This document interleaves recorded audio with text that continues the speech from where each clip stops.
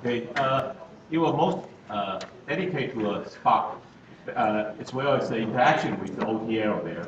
Okay, and actually, I mean, this is very important for us here because at least, I mean, 90% of our Spark team is working on the startup.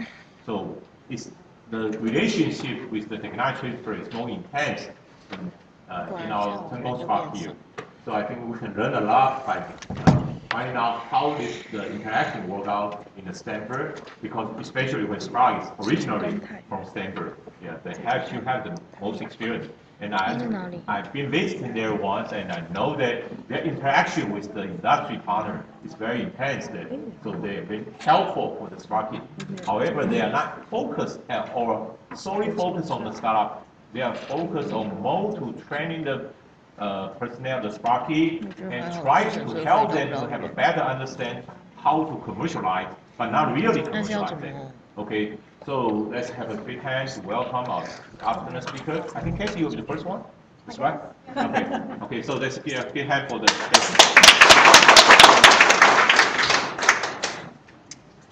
Okay, it's me again.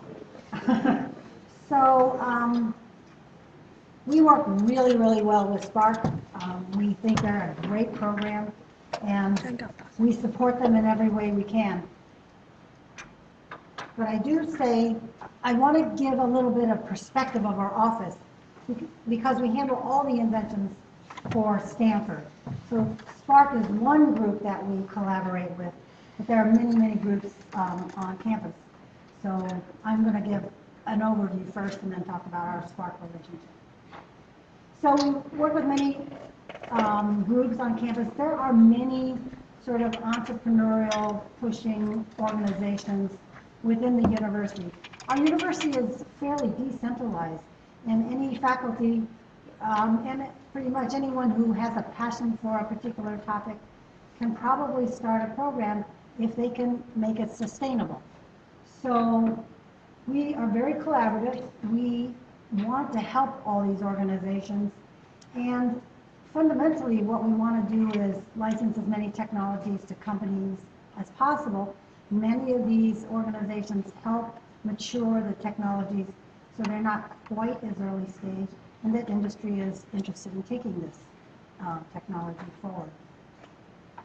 So again, just a perspective about our office. We started in 1970.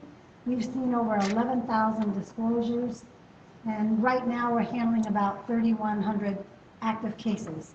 They're in all different stages. We're evaluating, we're shopping them, marketing them. We've licensed some. We are maintaining licenses with some of them. We've done a lot of licenses, and right now, you know, some of them are old and expired, etc. We have about 2,200 active licenses. This is just to show you that we've done a lot, we've seen a lot of inventions. And again, that's why we can talk with some confidence about that's kind of the profile we have. Again, very quickly, we started in 1970. One of our first inventions that was lucrative was from the music department. We were just talking to Dr. Fong from music, and it was a sound synthesis chip that was developed in the music, computerized music department. It is, we tried to find all sorts of companies in the US who would be interested. We weren't interested. We went to Japan. We found Yamaha Corporation, who was working on the same problem as we had solved. And they said, oh, you know, you have the answer. So they took our technology. It was still early. It took them about 6 or 7 years to develop the technology. But they put it in their electronic musical instruments, their pianos. And so that developed for them a whole chip industry. So they developed a music sound synthesis chip that became the de facto standard. So I always say that probably, you know, many of your cell phones have this music chip in your cell phone as it's ringing its beautiful sounds. One of our biggest inventions was recombinant DNA in 1974. This was how to do DNA cloning, or recombinant DNA, a lot of people call it. And this was licensed to 440 companies. It was gene splicing, basically. And so many companies who develop biotech products then paid us royalties. It was a very small royalty, 0.5%. Again, a non-exclusive strategy because we knew the tool could be used by many companies. The biggest invention ever for us was this functional antibodies. And actually, I didn't update this slide. It's $660 million it's generated for Stanford. This is actually a shared invention with Columbia University. And between the two of us, they took more money because they handled it. So it's been something like $1.7 billion in royalties. This was a patent that took 14 years to issue under the old rules, and it will never happen again. It's a method of making monoclonal antibodies. And this company, Centocor, which was a small biotech company in the early 80s, took a license. Patent just took a long time to issue. Centocor was eventually acquired by Johnson & Johnson, and then Johnson & Johnson makes all of its monoclonal antibodies using this patent. So they've paid us royalties on their monoclonal antibody products as they were coming to the marketplace. We have physical science technologies. Minos is just a software program, and it's just an optimization, nonlinear and linear optimization program. We've licensed it non-exclusively, broadly. It's brought in $4.2 million, and we've never filed a patent around it. So again, many of our technologies, you don't have to file a patent. Our most famous license is through Google. Google, two kids came by and said, we have a great search engine, and they had been developing it in the library for about 4 years, so they used Stanford resources to belong to Stanford. We marketed this technology to the existing 4 search engine companies. None of them were interested. Nobody was interested, and those 2 kids were frustrated because they thought they had the best search engine company or search engine in the world, but nobody recognized it. So you can't always rely on the marketplace to know. So they, out of frustration, started a company. We gave them an exclusive license. We had no idea how search companies would make money at the time. So we took a little bit of equity, 2%. They made Google what it is today. When they went public, we sold their stock 2%, and it was around $335 million. That was a total surprise to everyone. So we sold the stock around $90 a share, and I thought that was crazy high. So now I don't even know what it is, $600 or something ridiculous. So we're always looking for the next big thing. My message here is, though, there are many, hundreds of technologies that make very little money or not very much money, but it forms a base of royalties for us. Excuse me. 2 questions. The first one is, the 2 people from, the 2 founders of the Google come to your office, say they invent this inside your campus, so Yes. it belong to the. Yes. What if they didn't tell you that nobody knows? This is belong to the, I mean, they are developed by they are student only. They are not faculty, they are not employee of the university. Because they only develop inside the library, say this, oh, this belongs to the, so they want you to sell it at first place. Okay, but later they use it, so they have to license it. What if they didn't tell you in the first place, they just develop their own and go out for their own company? Then you won't find out, right? That's true. We wouldn't we wouldn't have found out except that they became successful. So I'm very practical. We feel like we're not the police, but we also feel, I feel personally, that if a company is successful and they're not honest, somebody will check that out and suggest that Stanford should have owned it because it was developed at Stanford. If the company was not successful, nobody cares. So again, another story is the Yahoo boys came by and they disclosed their search engine. And we looked at it and we said, well, you didn't use Stanford resources to develop this. They had used their dormitory, and it was standard things. And we said, this is not more resources than is routine. So we said, this is not Stanford's, go off, and they started Yahoo. So again, it's similar software, but very different outcome depending on the use of the resource. The other question is about the amount. Most of it is coming from the royalty. not from the upfront payment or the milestone payment. I mean, Yes. that amount is really big. I mean, for some cases, it's kind of big. So it's from the So it's royalty. the royalties. Royalties overshadow our income entirely. So when I look at our income, Google was a big equity win, $335 million. So you'll see, actually, yeah, we generated over $1.86 billion in 47 years. That's a long time. Over 1 billion were from these three dockets that I talked to you about. 8,600 million was from all the other cases. So it's earned royalties. If I take away the 335 from the one, so 1.5 billion left over, that's earned royalties.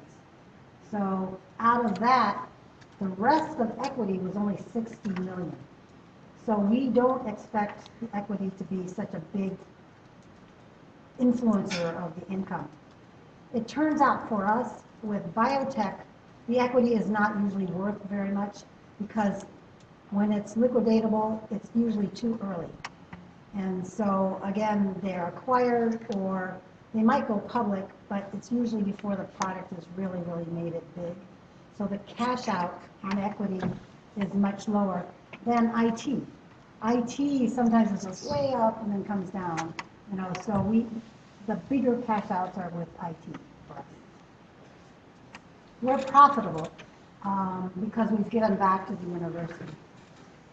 But I did want this slide to be the one that you remember. I mean, the previous slide was showing off, right? But this is reality. 3 out of 11,000 inventions generated all that money, 67% of our income. That's only 3 out of 11,000. Only 33 cases in all of our history generated $5 million or more, and only 88 generated $1 million or more. So most of our inventions don't make a lot of money, but we have a steady base of inventions that make smaller money continuously. So again, it's important not to look for the big winner all the time because you can't predict it. So our university doesn't count on us for any kind of income stream. The other reality is if it's a very big hit, there could be a lawsuit, a patent infringement, claim, and it could just go down right away. So it's a very uncertain business. Last year, we generated $94 million in royalty revenue. Again, it's 679. Lots of typos, sorry. 679 inventions generated income. Only 44 brought in $100,000. So even in 1 year's look, 44 brought in $100,000 and 7 brought in $1 million or more. We did 141 new licenses. I think that's the most important metric, how many new licenses you do a year. We're aiming to do more. I don't know if it's really in our control. You have to have good inventions, and you have to have companies who are willing to take a license to these inventions. And we spent a ton of money on legal expenses, which is patent expenses. So again, we feel like it's a numbers game. It's almost like a lottery. Most of our inventions are very early stage. Very few are commercialized in 2 or 3 years. So our royalties have to be lower. It's a high-risk endeavor to try to take on our inventions. So again, in the U.S. system now, the patents are getting narrower and narrow. In the old days, they were broader and you could get broad coverage. Now, we're not able to get as broad coverage as before, but ideally, we would like to look for revolutionary patents, not just incremental improvements. And most of our inventions take 5 or 10 years patience. So, just a quick discussion now about Spark. Spark is a wonderful program. I actually think it's the best entrepreneurial program on campus because they really have presentations from people all over. They have a very involved community who gives input, and the researchers and the project people are also very grateful for the input that they're getting. So their education is wonderful. The technology development, just a little bit of money that they put in, helps move the technology a little bit further. And the mentoring is amazing. So I don't know if you all know the story of Daria Moakley Rosen, who came to our office. She's the founder of Spark. She had an invention. She said it was just great. It was the best invention ever. So we tried to market it, and nobody was interested. And she was frustrated. I think she was frustrated with our office. Like, what are you talking about? Nobody's interested. This is a great invention. And so she went around and talked to a bunch of companies, and she couldn't get them to be interested either. So she too, a little bit out of frustration, said, well, I'm going to start a company. So she started a company, and she took a leave of absence to work on this technology, which we're allowed to do, the faculty are allowed to do. And after that year, she came back and said, oh my goodness, I didn't know anything about commercialization. And I want to teach the other faculty how to do commercialization, or how much effort it takes. Because once you've been in a company, you realize how much it really takes. So she came back and started Spark. It was very small, and actually I think it was just aimed at faculty. I remember being in a small room with just a few people. And it has grown to what it is, and the community is big and involved, and it's really, really quite wonderful. So our staff goes to these meetings regularly, and someone usually takes notes and shares with the rest of the office what has gone on in the Spark meetings. Especially we like when the projects are described and the progress is described about what they've been doing with the project. It helps us to decide what to do with the patenting. And we review the Spark-funded projects with Spark staff regularly to see what they think about the project. Because if they're really in favor of it, we're going to be influenced by what they think about the project. We are not as close to the research as Spark people are. I mean, we can meet with the inventors regularly, but the Spark people are really down there with them on the ground. So if Spark is funding a project, then we are more likely to file a patent application because we know that somebody has vetted this, that it's been a little bit filtered. And we are likely to continue prosecution, which is why we meet with them regularly. If Spark still thinks the project is good, then we'll probably keep spending money on the patents. If Spark has sort of lost interest, or the faculty has turned out the experiments didn't work, then we're going to just drop that patent. So if Spark funds a project, for the last 3 years, we had a fund within OTL that could further fund a project even after Spark. And we actually use the Spark process to help us filter some of these projects. So if Spark funded a project, we're more likely to fund even more with that particular project. Because again, it means that there's promise. So your office has the funding for research, or you help them to apply from the university? We had a small experimental fund, about $2 million, and we called it the Stanford Innovation Project. So you are authorized to fund? Yes. Okay, you can decide to award. Yes, but it was for development, not for research. Okay. And we had a faculty who was in charge of this program. It was actually an experiment, a very lean program. So the faculty ran it, I was on it, and another administrative person. So we would get proposals, and they were short, 2-page proposals. We would have the faculty come in and present, and then we would decide whether or not to fund. Everybody was asking, well, how much are you going to fund? And we said, ask for what you think you need, whatever you think you need. Our faculty are famous for asking for $100,000. That's because they're used to doing that. So sometimes they self-limited themselves. It's really funny because it'll be $99,000.20. So we never said it had to be $100,000, but in their mind, that's what it would be. I think we spent quite a bit of money on one project. It was a very early stage therapy, and so we were willing to fund them. It's kind of investment. If it has the real outcome, you can sell it. Okay. Yes, okay. but we didn't pay back our fund. Okay. So it was not intended, again, to make this fund evergreen. And right now, the university's thinking about whether they want to continue this or not. Okay. It turned out we have $2 million, and we thought we could spend $2 million a year, and we didn't have enough projects that we could fund. So it actually, the $2 million lasted about 3 years. Okay. So we funded about 14 projects, and they range from funding, 50,000 to 250,000 or more. And then we would make the faculty come to give us a quarterly report on their milestones. They had to set up what they thought they could get, and they would talk to us. So unlike Spark, which I think Spark provides almost better services, this mentoring part, we didn't have any mentoring, and I think this is really, really valuable. And if we do this again in a more systematic way, we'll probably encourage having mentoring.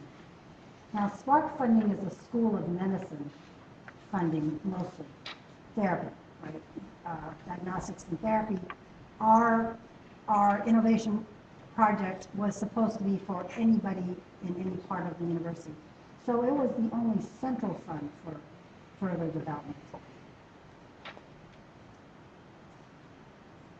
So part of our issues with Spark, even though Spark is invested, we really have to think, is it possible to get meaningful patent coverage? And so we know it costs a lot to file, and then we have to decide about U.S. and non-U.S. filings. We're still very careful.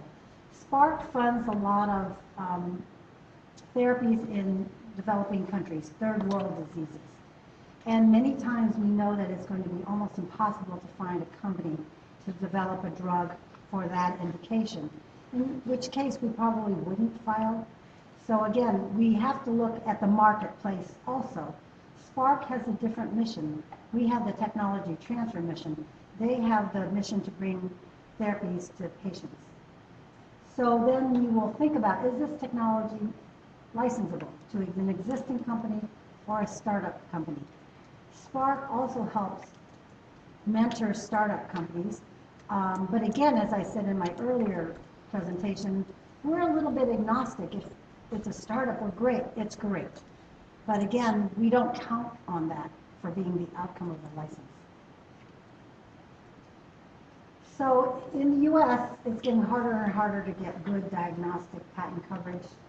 We don't file on markers, if you know genetics. We don't file on markers because it's just too hard to get coverage. In the US, if it's a naturally occurring phenomena, we can't get patent coverage. So a marker is considered naturally occurring. If it's to measure protein in blood based on disease, usually the patent office will not give us patent protection on that because it's naturally occurring if the protein's high or low based on the disease. So you have to have something really unique about the measurement system. Gene signatures are a little bit interesting, and we're trying to get some patent coverages around gene signatures. We funded a project for a 7 gene signature for a certain kind of cancer, or a 12 gene signature. The signature itself could be naturally occurring, of course, but if it's, there might be other genes, and we're just saying that these 7 are useful for our diagnostics, we're still hoping we can get patent coverage. I'm not sure. With therapeutics, we generally don't file on targets because, again, it's a compound that you want that connects to the target. We love compound technologies, our monoclonal antibody technologies. Small molecules, we want to have an identified compound. The trouble with small molecules and licensing it to a pharmaceutical company is that they'll analog the compound, and probably they're trying to analog it to be better, to optimize everything, but it could be that it'll go outside our patent claims. We have a lot of method to treat claims. In the US, you can get method patents. So administering a drug is a method to treat something. And so we can get coverage for that. Again, the one who's infringing is usually the doctor, but we couldn't claim inducement of infringement by a pharmaceutical company if they're putting this as the label for a particular drug. So again, as I mentioned, we have different goals, but we definitely work together to think about commercialization. They want their technologies to get out there, and we're very supportive of Spark and want it to succeed, which we think it has.